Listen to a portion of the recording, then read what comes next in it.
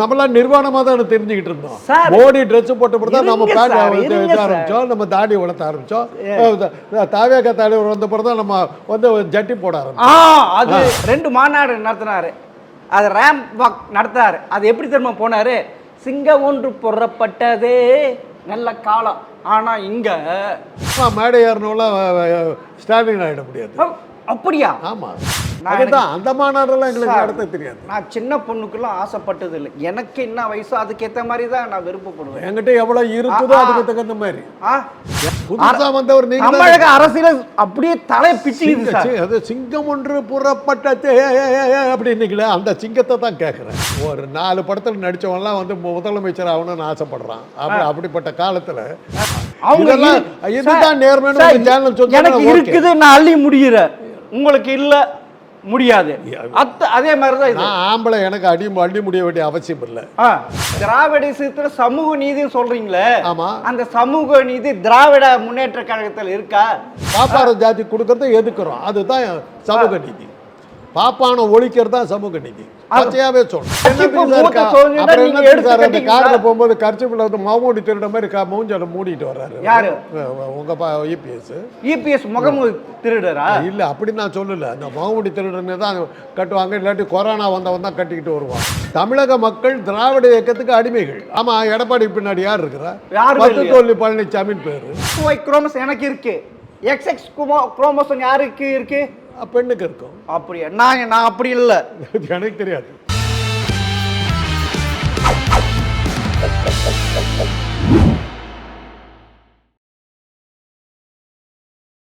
GeM TV நேயர்களுக்கு வணக்கம். அரசியல் ஆடுகளம் பகுதியில் அரசியல் ஆலோசகர் டாக்டர் காந்தராஜ் அவர்கள் சந்திப்பவர்கள். வணக்கம் சார்.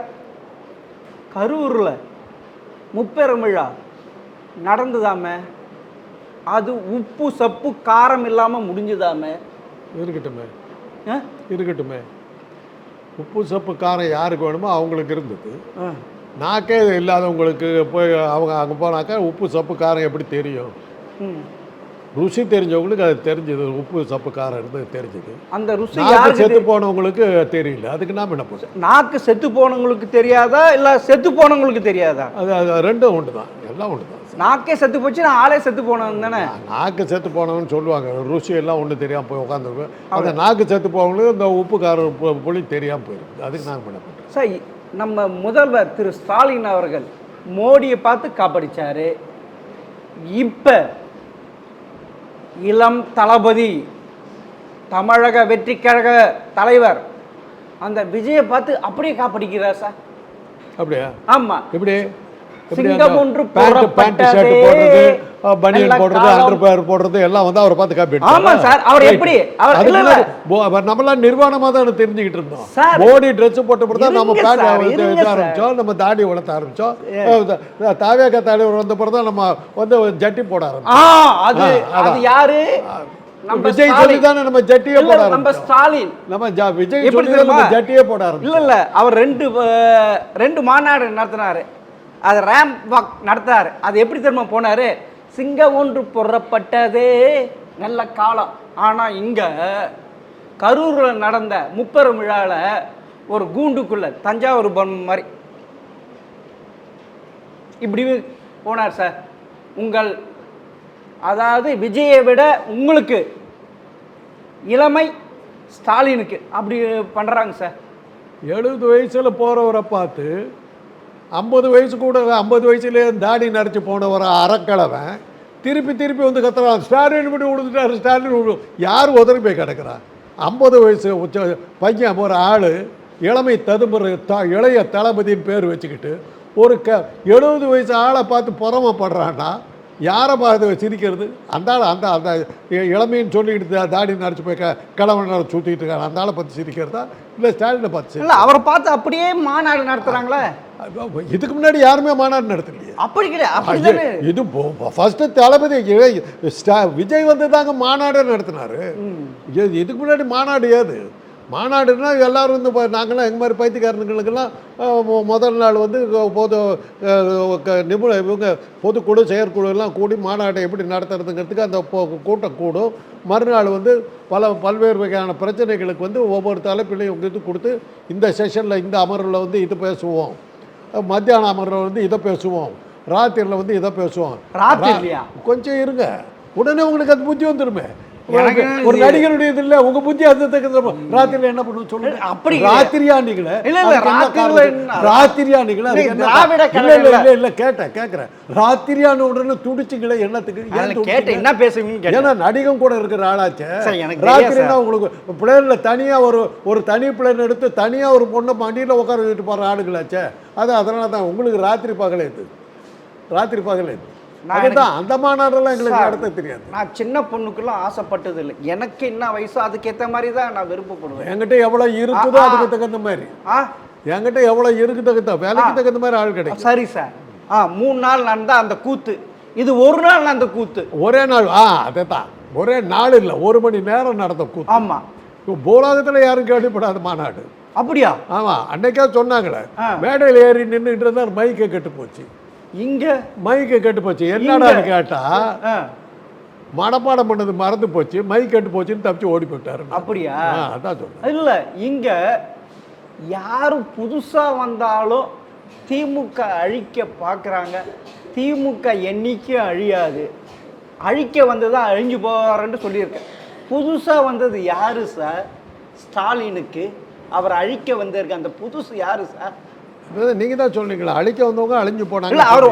ஆக அடுத்தாப்படி அழிய போற இந்த புதுசா வந்தா இவர் தான் அழிய போறாருன்னு நீங்க சொல்றீங்க. திரு ஸ்டாலின் மொட்டத்தலையின் குட்டலை விழுந்த கதையா பேசினாரு.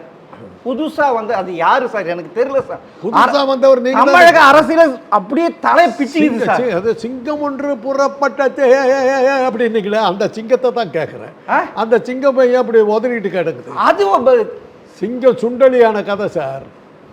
சிங்கம் சுண்டலி, சிங்கம் பெடரி வச்சவங்களாம் குதிரை ஏறினவங்களாம் ராஜா, தேசிய ராஜா ஆகிட முடியாது. சும்மா மேடை ஏறினவங்களாம் ஸ்டாலின் ஆகிட முடியாது. அப்படியா? ஆமா, மேடை ஏறினவர்களாம் ஸ்டாலின் ஆக முடியாது. முடியாது.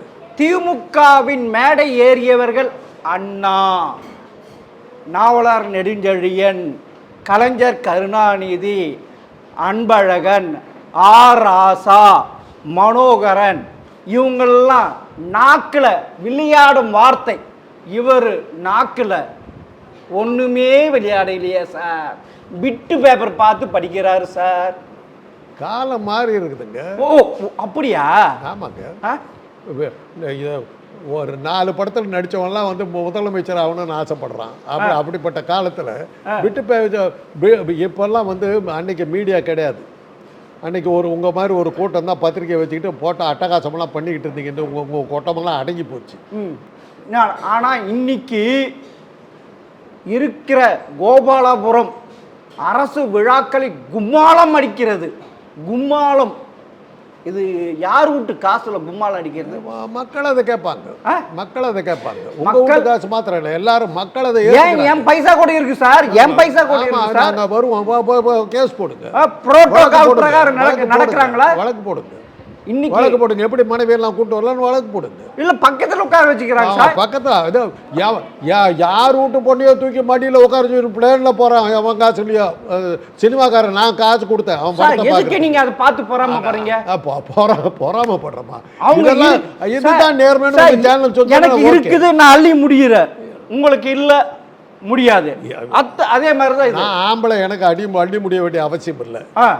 நான் பொண்ணா இருந்தாக்க நான் அள்ளி முடிவேன் சார். இது நம்ம ஒரு 100 வருஷத்துக்கு முன்னாடி இப்படிதான் சார் இருந்தாங்க. 100 வருஷத்துக்கு முன்னாடி கடுக்கன் போட்டுட்டு இருந்தாங்க. 100 வருஷத்துக்கு தமிழ் கடுக்கன் போட்டுட்டு இருந்தாங்க. ஆமா, ஆதி தமிழன், ஆதி தமிழன் அன்னைக்கு வந்து பஞ்சக்கச்சம் கட்டிக்கிட்டு இருந்தான். அன்னைக்கு மாட்டு வண்டியில போயிட்டு இருந்தான். அன்னைக்கு குதிரையில போயிட்டு இருந்தான். அன்னைக்கு பல்லு வளர்க்கறதுக்கு பல்லு குச்சியில குத்திக்கிட்டு இருந்தான்.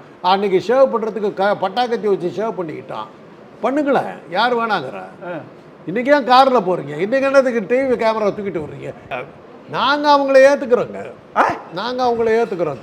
2036 3036 திமுக தான் கலைஞருடைய குடும்பம் தான் ஆட்சி பண்ணும். இப்படி யாருமே இருப்பீங்க? ஆமாம், ஆமா. நீங்க எந்த உப்பு போட்டு சாப்பிடுறீங்க? ஏன்னா நீங்க போடுற உப்பு இல்ல, அயோடின் போட்ட ரோஷம், மானம், மரியாதை, ஈனம் இதெல்லாம் இருக்கிற அந்த அதை கொடுக்குற அந்த உப்பை சாப்பிடுறோம். நீங்க சாப்பிடுற உப்பு. நான் கேட்கறது, நீங்க அயோடின் போட்ட உப்பா, கல்லு உப்பா, இந்து உப்பா, எந்த உப்பு போடுறீங்க? எல்லா உப்பையும் சேர்த்து ஒரே உப்பா சாப்பிடுறோம். அப்படியா? ஆமா. அப்பனா உங்களுக்கு ஒண்ணுமே இல்ல. வெக்கம், ரோஷம் எல்லாம் இருக்கு. எதுமே இல்ல. நீங்க போட்டுக்கிற உப்புல தான் அது இருக்குதா இல்லையாங்கிற கேள்வி இருக்கு. அதனால தான் இந்த கேள்வி வந்து கேட்டுக்கிட்டு. இல்ல, திராவிடிசமே தெரியல, என்னன்னோ பேசுறாங்க.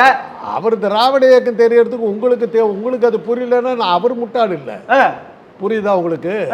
ஐன்ஸ்டீனுடைய தியரி வந்து உலகத்துல 13 பேருக்கு தான் புரிஞ்சது.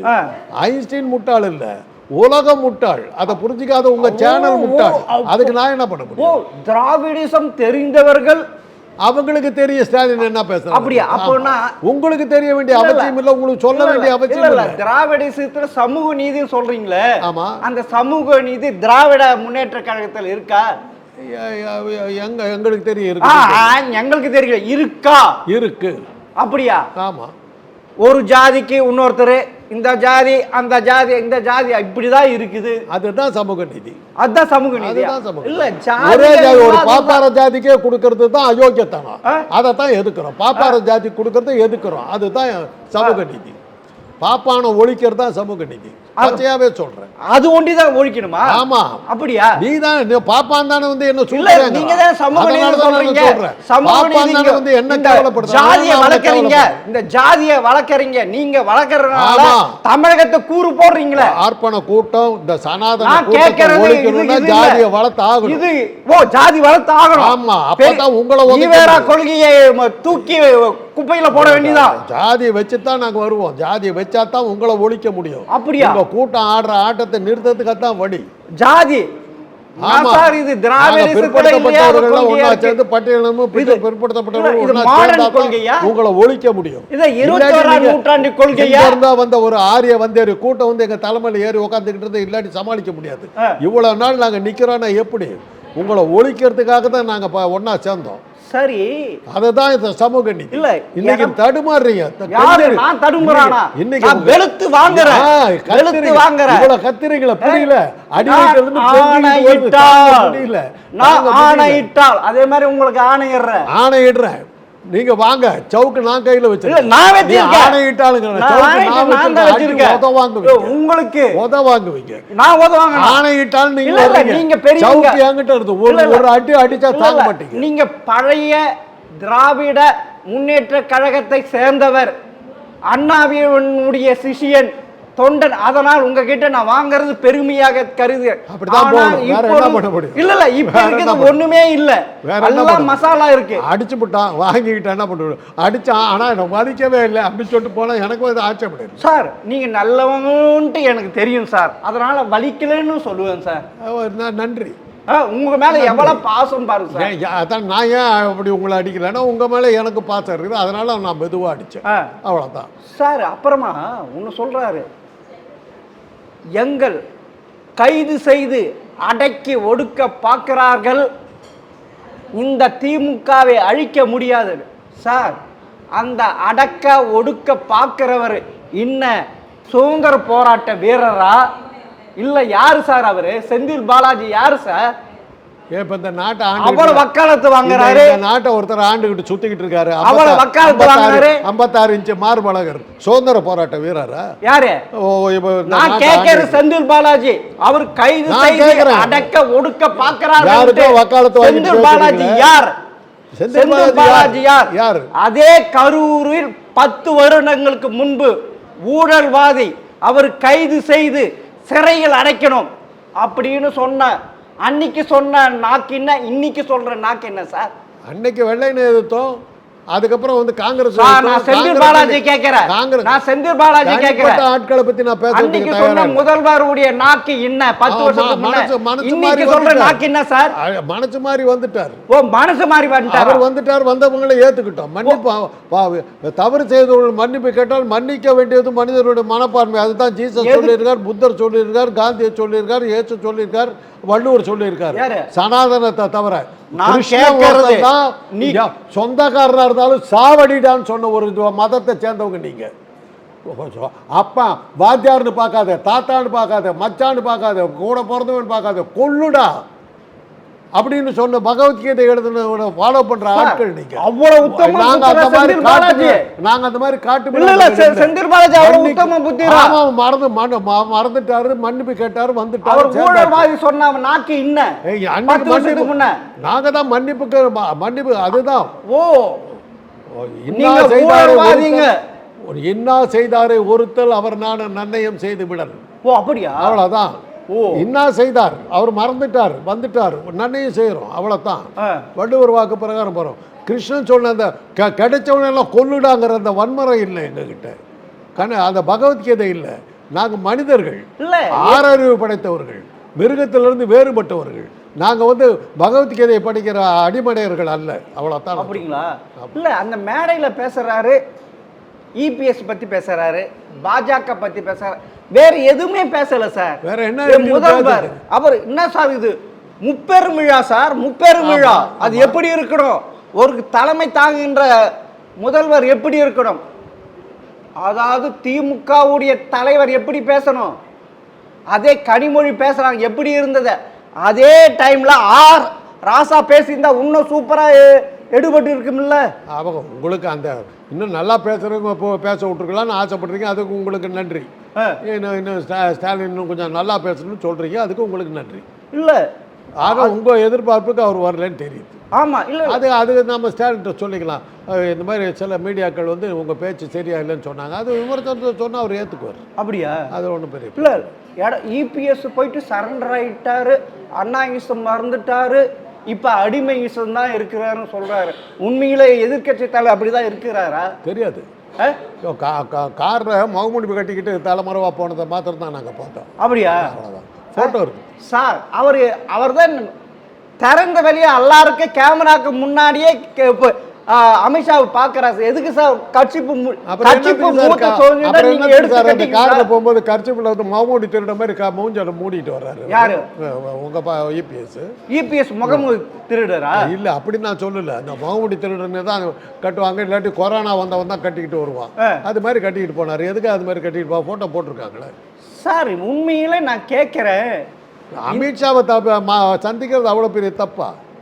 எதுக்கு முகத்தை மறைச்சிக்கிட்டு வர்றாரு? அமித்ஷாங்கிற ஒரு பெரிய தப்பான ஆசாமியா? எனக்கு புரியலையே. இவர் என்னத்துக்கு அவர் சந்திச்சதை கேவலமான என்னத்துக்கு மோமுடி கட்டிக்கிட்டு வர்றாரு? அதுக்கு பதில் சொல்லுங்க. அமித்ஷா ரெண்டு பேர்த்தையும் கேட்கிறேன். செங்கோட்டையனும் அதே மாதிரி போறாரு, ஹரித்வாருக்கு போறேன்னு சொல்லிட்டு டெல்லியில போய் பாக்குறாரு அமித்ஷாவை. ஏன் அமித்ஷாவை சந்திக்கிறேன்னு சொல்றதுல அவங்களுக்கு என்ன சங்கடம்னு எனக்கு தெரியல. அமித்ஷா என்ன தேச விரோதியா? இல்ல, என்ன வாட் இஸ் அமித்ஷா? என்ன எனக்கு புரியலையே. அவரை சந்திக்க போற, அமித்ஷாவை சந்திக்க போற, அவங்களுடைய அடிப்படை உரிமையில் யாரும் தலையிடுவதற்கு இந்திய அரசியலமைப்பு சட்டம் சரி கொடுக்கல. நீங்க யார் அவர் அடிப்படை உரிமையில தலையிட? கேட்ட கேள்விக்கு பதில காணுமே. அமித்ஷாவை சந்திக்கிறது தப்பா? கூட்டணி சார், சட்டவிரோதமான கூட்டணி சார். அதத்தான் நானும் சொல்றேன். நீங்க ஏன் போய் சந்திச்சீங்க? யாரு நீங்க ஏன் போய் சந்திச்சீங்க? கருணாநிதியுடைய நூற்றாண்டு விழா நாணயத்துக்கு வெளியிட தமிழகத்தில் நோ என்ட்ரி அப்படின்ட்டு சொல்லிட்டு ராஜ்நாத் சிங் ஏன் சார் கூப்பிட்டீங்க? ராஜ்நாத் சிங் ஏன் சார் கூப்பிட்டீங்க? உள்துறை அமைச்சரை கூப்பிட்டாங்க, ராஜ்நாத் சிங்க கூப்பிடல. உள்துறை அமைச்சர் இப்படி கூட போடுவீங்க? அப்படிதான் போடுவோம். உள்துறை அமைச்சரா இருக்கிறது யாரா இருந்தாலும் அந்த பதவியில இருக்கிறது பதவிக்கு தான் கூப்பிட்ட மோடி. ராஜ்நாத் சிங்க கூப்பிட்டோம். உங்களுக்கு என்ன? மோடிக்கு மரியாதை கொடுக்குறோம், மோடிக்கு இல்ல, பிரதம மந்திரிக்கு. அப்படியா? அவ்வளவுதான். அமித்ஷாவை கூப்பிடுறோம்னா அந்த உள்துறை அமைச்சர் ஏன் சார் கூப்பிட்டீங்க? அமித்ஷாவுக்கு இல்ல. இன்னைக்கு நோ என்ட்ரி, தமிழகத்தில் நோ என்ட்ரி. ஆமா, மாட்டோம். அப்ப என்ன அந்த ஆளு என்ன பண்ணாரு? என்னது, தலையில மொட்டை அடிச்சுட்டு அந்த இடத்துல உட்கார்ந்துட்டார். கால ஈட்டு கருணாநிதி அன்னைக்கு புடிச்ச சனியன் சார், அன்னைக்கு புடிச்ச சனியன் சார். அதனால அன்னைக்கு புடிச்ச சனியன் தாங்க 70 வருஷமா இருக்குது. அன்னைக்கு புடிச்ச சனியன் தான் இன்னைக்கு 70 வருஷமா இருக்கு. இது என்ன கில்ஜி வம்சமா? ஏதோ பண்ணி பாருங்களேன். இது கில்ஜி வம்சமா? பாருங்களேன். அடிமை வம்சமா? திமுக அடிமை வம்சமா? திமுக இல்ல. தமிழக மக்கள் திராவிட இயக்கத்துக்கு அடிமைகள். அப்படியா? ஆமா. திராவிட இயக்கத்தோட அவங்க ஒன்றி போயிட்டாங்க, அடிமையா நினைக்கிறாங்க, தனக்கு எல்லாம் செய்வாங்கன்னு. அண்ணாவை கொள்கையை தூக்கி போட்டீங்க, அவருடைய இதெல்லாம் போட்டு இப்போ கில்ஜி வம்சமாகி போச்சு. உங்களுக்கு வரலாறு நல்லா தெரியும். கில்ஜி வம்சத்தை எத்தனை வருஷம் ஆள விட்டீங்க?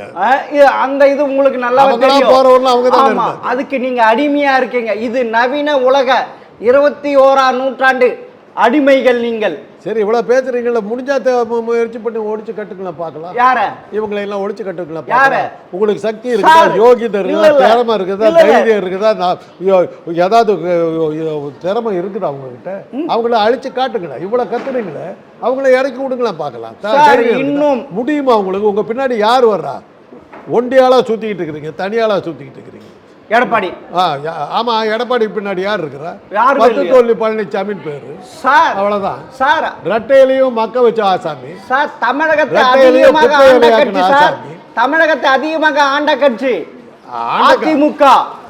தமிழகத்தை வந்து சட்டமன்றத்தை தான். ஆனா திமுக உள்ளாட்சி தேர்தலையும் நாடாளுமன்ற தேர்தலும் என்ன? எம்ஜிஆர் 13 வருஷம் வனவாசத்துக்கு அனுப்பினார் திரு கருணாநிதியை. ஜெயலலிதா 10 வருஷம் வனவாசத்துக்கு அனுப்பினார். எதிர்கட்சி இருங்க சார். எம்ஜிஆர் முதல்வராக இருந்த போது இறந்தார், ஜெயலலிதா முதல்வராக இருந்த போது இருந்தார். அவங்க செய்த புண்ணியம் இவருக்கு. அவர் முதலமைச்சராக இருக்கும்போது தான் இறந்தார். பதவியில் இருக்கும் போது இறக்கவில்லை, போயிட்டார். உடம்பு சரியில்லைன்னு போனார். அவர் இல்லையே. எம்ஜிஆர் முதலமைச்சராக இருக்கும்போதே இறந்தார். முதலமைச்சராக இருந்து கூட அவரை காப்பாற்ற முடியலன்னு தெரியுது இல்லை? முதலமைச்சராக இருந்தபோது ஜெயலலிதா முதலமைச்சராக இருந்தாங்க. ஏவன் குற்றவாளிங்கிற பேர்ல தான் இருந்தாங்க. அவங்க அப்ப குற்றவாளி, ஊழல் குற்றவாளி இருந்தார்கள். கர்நாடக உயர்நீதிமன்றம் அவர்களை விடுதலை செய்து விட்டது. இருந்தாலும் அந்த ஏவன் குற்றவாளி என்பது நிற்கிறது. அப்படி இல்ல, உச்ச நீதிமன்றத்தை அப்போது பெண்டிங் உடல்நிலை காரணமாக இந்த குற்றத்துக்களிலிருந்து அவர் விடுவிக்கப்படுகிறார். அதுதான் தீர்ப்பு. உண்மையில உடல்நிலை காரணமாக தான் அவங்க அம்மா தப்பிச்சது. கடைசி வரல அவங்க ஏவன் குற்றவாளி தான். இறக்கும் போதும் இந்தியாவிலேயே தமிழ்நாட்டிலேயே முதலமைச்சராக இருந்து ஏவன் குற்றவாளி என்ற பெயரில் அந்த அவப்பெயரோடு இறந்த ஒரே முதலமைச்சர் ஜெயலலிதா ஐயங்கார். ஆமா. அப்பா உங்களுக்கு என்ன அவ்வளவு பெருமை? அதாவது திராவிட இயக்கத்தை சேராதவங்கிறதுக்கு. திராவிட நீங்க திமுக தானே தூக்கி பிடிக்கிறீங்க. ஆமா, அதனால தான் சொல்றேன். திமுக தான் சொல்றேன். ஜெயலலிதா ஐயங்கார் தூக்கி பிடிக்கிறீங்க சொன்னதுக்கு காரணம் அதுதான். ஒரு ஐயங்கார் தான் ஏவன் குற்றவாளியா ஜெயிலுக்கு போனவங்க. கடைசி வரல அந்த பேரை அவங்க இறந்தாங்க. அவங்க படத்தை சட்டமன்றத்தை திறக்க ஒரு இது பண்றதுக்கு பிரைம் மினிஸ்டர் கூப்பிட்டது வராம விட்டார். ஏன்னா ஏவன் குற்றவாளி படத்தை திறக்க கூடாது இல்ல. அதனாலதான் நீங்க என்ன செஞ்சீங்க? உச்ச நீதிமன்றத்தை ஏமாத்தினீங்க. நீங்க செந்தில் பாலாஜிக்கோசரம் உச்ச நீதிமன்றத்திலே ஏமாத்தினீங்க. உச்ச நீதிமன்றம் எவ்வளவு பெரிய ஆளுங்க. உச்ச நீதிமன்றம் சட்டம் என்ன செஞ்சது? உனக்கு செந்தில் பாலாஜிக்கு அமைச்சர் பதவி வேணுமா, இல்ல வெளியில இருக்க போறியா, உள்ள போறியா? செந்தில் பாலாஜி கேட்கல, பொன்முடிக்கு தான் கேட்டான். செந்தில் பாலாஜி ஜாமீன் வெளிவந்த பிறகு 3வது நாளே அமைச்சரானா. அதுதான் உச்ச நீதிமன்றத்துக்கு போச்சு. அப்பதான் உனக்கு ஜாமீன் வேணுமா இல்ல ஜெயில் வேணுமான்னு இந்த செந்தில் பாலாஜி வக்காலத்து வாங்கினாரே திரு ஸ்டாலின் அவர்கள் பார்த்து கேட்டது, கட்சியை பார்த்து உடனே ராஜினாமா செஞ்சிட்டார். இப்ப எம்எல்ஏ இருக்கு. அவருக்கு போயிட்டு வக்காலத்து வாங்குறீங்களா சார்? என்ன தப்பு? குற்றம் நிரூபிக்கப்படலையா? ஒரு ஊழல்வாதி ஜாமீன் கொடுத்துட்டாங்கல்ல. இல்ல, ஒரு ஊழல்வாதி ஜாமீன் கொடுத்துட்டாங்க. அது யார் சொன்னது? திரு ஸ்டாலின் அவர்கள் சொன்னார். அதுக்கப்புறம் ஒரு 10 வருஷத்துக்கு முன்ன எத்தனை தடவை சொல்றது? ஆமா சார், இப்படி ஒரு இதுவா? அதுவும் முப்பெரும் விழாவில் கீரல் விழுந்த பிளேட் மாதிரி திருப்பி சார் முப்பெரும் விழாவில் சார் முப்பெரும் விழாவில் அண்ணா பிறந்த நாள், பெரியார் பிறந்த நாள், திமுக தோன்றி ஒரு எவ்வளவு பெரிய மாநாடு, எவ்வளவு பெரிய இது, அதுல போயிட்டு ஒரு ஊழல்வாதிக்கு வக்காலத்து வாங்கினது சரியா? அதுல இருந்து என்ன புரியுது? அந்த மாநாட்டை பார்த்துட்டு அடிவயிறு பற்றிக்கிட்டு எரியுது, உங்களுக்கு எல்லாம் இப்போ எக்ஸோ எல்லாம் எரிஞ்சிக்கிட்டு இருக்குது, அதை தாங்க முடியாமல் கத்திக்கிட்டு இருக்கீங்க. ஊழல்வாதின்னு கத்தி என்ன பிரயோஜனம்? லட்சக்கணக்கில் கோடி ஒண்டியாளாக கத்திக்கிட்டு இருக்கீங்க, ஒண்டியாளாக தனியாளாக கத்திக்கிட்டு இருக்கீங்க. பார்க்குறதுக்கு பாவமாக இருக்குது, யாரோ மென்டல் நினச்சிக்க போகிறாங்க. ஊழல்வாதி நடத்தின ஒரு மாநாட்டுக்கு கோடிக்கணக்கில் மக்கள் வந்து உட்காந்துருக்காங்க, வயிறு வாயெல்லாம் அடிச்சுக்கிட்டு ரத்த வாந்தி எடுத்துக்கிட்டு உட்காந்து. கோடிக்கணக்கில்லையா? ஆமாம், 500 ரூபாய் குவார்டர் நீங்க கொடுங்களேன், வர்றாங்களா பாருங்க, பிரியாணி நீங்க கொடுங்களேன் பார்க்கலாம். அப்படி வந்த கூட்டம் சார். சரி, நீங்க கொடுங்களேன், 500 ரூபா கொடுங்களேன், எத்தனை கோடி வர்றாங்கன்னு பாருங்க. சரி, இவர் சொல்றார் இந்த மாநாடு மூலம் கொங்குவில் ஸ்டாலினுடைய கொடி பறக்க போகிறது, கோதிமுக என்று அழைக்கப்படும் கட்சி இனி அப்படின்னு சொல்றாங்க. இருக்கட்டுமே, தப்பு என்ன இருக்கு? அமித்ஷா திமுகன்னு சொல்லி அதிமுக சொல்லும்போது இது சொன்னா என்ன தப்பு? பழனிசாமி தலைமையில் இருக்கிற கட்சிக்கு பேரு அமித்ஷா திமுகன்னு சொல்றாங்க, அது மாதிரி தான் இது இருந்து. கோதிமுகனா என்ன சார்? அது கோன்னா என்ன புரியல எனக்கு. கோபாலபுரத்து திமுக முன்னேற்ற கழகம். கோபாலபுரத்துக்கு பின்னாடி தான் நாங்கள் போயிட்டு இருக்கோம், அதில் ஒன்றும் தப்பு இல்லையே. கோபாலபுரங்கிறது வந்து ஒரு ராமன் வந்து அயோத்தியில் இருக்கிற மாதிரி கோபாலபுரங்கிறது எங்களுக்கு வந்து ஒரு புனித ஸ்தலம். புனித ஸ்தலம். ஆமா, காஞ்சி அதே மாதிரி இன்னொரு புதிய ஸ்தலம். அங்கதான் போயிட்டு ஊழல்வாதிகள்லாம் பாவம் கேட்டுவாங்க. எப்படி மோடி கிட்ட வந்து எல்லா பாவத்தையும் பண்ணிட்டு மோடி கிட்ட போனாக்க ஞான ஸ்நானம் பண்ணி புனித வைக்கிறாரோ அது மாதிரி இது ஒரு புனித ஸ்தலம். அப்படி எப்படி மோடி கிட்ட என்ன ஊழல் வேணாலும் பண்ணலாம், பண்ணிட்டு ஒரு நாட்டையே வித்தரலாம், இது பண்ணலாம். ஆனா மோடி கிட்ட போய் சேர்ந்துட்டாக்க புனித ஆயிடுறீங்கல்ல, அது மாதிரி தான் இது இந்த இடம் சார். இப்ப அது சரின்னா இது சரி. நேபாளத்தில் நடந்த மாதிரி விரைவில் தமிழகத்திலும் நடக்கும் என்று சொல்றாங்க சார். நேபாளம் வந்து டெல்லிக்கு தான் பக்கத்துல. இல்ல அங்க இல்ல அங்க ஊழல் டெல்லியில இருக்கிறவங்க 56 அங்க இருக்கிற ஜென் தலைமுறைகள் ஊழலையும் வாரிசு எதிர்த்து போராட்டம் அடைச்சு அந்த கவர்மெண்ட்டை ஓட விட்டாங்க. அதே போல் தமிழகத்தில் நடக்கும் என்று விரைவில் சொல்கிறார்களே. அதே மாதிரி தான் 14th லூயியை வந்து தலை வெட்டி போட்டாங்க. இவர் போன அன்னைக்கு அந்த பாரிஸில் வந்து அந்த 14th லூயியுடைய தலையை எடுத்து வெளியில் வச்சாங்க. மோடி போன அன்னைக்கு கல்லறையிலேருந்து எடுத்து வெளியே வச்சாங்க, சிம்பாலிக்காக காட்டினாங்க, உனக்கு இந்த கதி தான், அதையும் தெரிஞ்சுங்க. அப்படியா? ஆமாம் சார். உண்மையிலே முப்பெரும் விழாவை ஏன் உப்பு சப்பு விழா ஆச்சு? உங்களுக்கு உப்பு சப்பு இல்லைன்னா எங்களுக்கு கேவலம் இல்லைங்க. நாக்கு செத்து போனோம்னு ருச்சியை சொல்லி பிரயோஜனம் இல்லை. செத்து உங்களுக்கு நாக்கு செத்து போச்சு, நாங்கள் என்ன பண்ண முடியும்? இல்லை, போய் நல்ல டாக்டரா பாருங்க. இல்லை திமுக உயிரோடு இருக்கணும், அப்பொழுதுதான் எதிர்கட்சிகளுக்கு ஆட்சிக்கு வர முடியும். திமுக உயிரோடு இருந்து இந்த விழா இவ்வளோ பெருசாக இருந்ததுனால தான் இவ்வளோ நேரம் வந்து தொண்டை தண்ணி போக கத்திக்கிட்டு இருந்தீங்க. உங்களால் முடியல, தாங்க முடியல, உடம்பெல்லாம் அனலாக பற்றிக்கிட்டு எரியுது, எக்ஸ்ஒய் எல்லாம் எரியுது. அதனோட விளைவு தான். ஆமாம், எக்ஸ்ஒய்னா உடம்புல இருக்கிற அணுக்கள். X chromosome, Y chromosome. அது எக்ஸ்ஒய் குரோமோசோம் எனக்கு இருக்கு. எக்ஸ்எக்ஸ் குரோமோசோம் யாருக்கு இருக்கு? பெண்ணுக்கு இருக்கும். அப்படியா? நான் அப்படி இல்லை, எனக்கு தெரியாது, எனக்கு தெரியாது. குரோமோசோம் பார்த்தா எடுக்கும். ரைட், என்ன ஒத்துக்கிட்டீங்க, ஆம்பளைன்ட்டு ஒத்துக்கிட்டீங்க.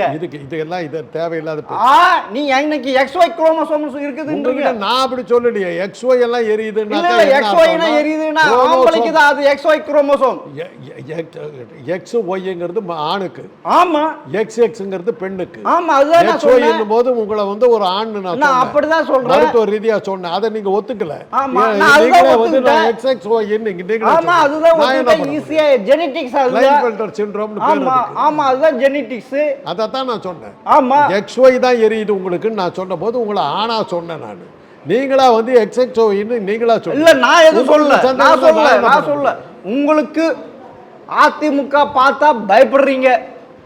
உங்களுக்கு என்ன பயம் சார்? அது நீங்களா கற்பனை பண்ணிட்டு பேசல, நாங்கள் என்ன பண்ணோம்? மூஞ்சல் முகத்தை மூடிக்கிட்டு தலைமுறைவா ஓடி போகிற தலைவர் இல்லைங்க, ஓப்பனாக மேடையில் வந்துக்கிட்டு இருக்காரு. சரி சார், இன்னும் 7 மாசத்துல தெரிய போகுது, பார்த்துக்கலாம்.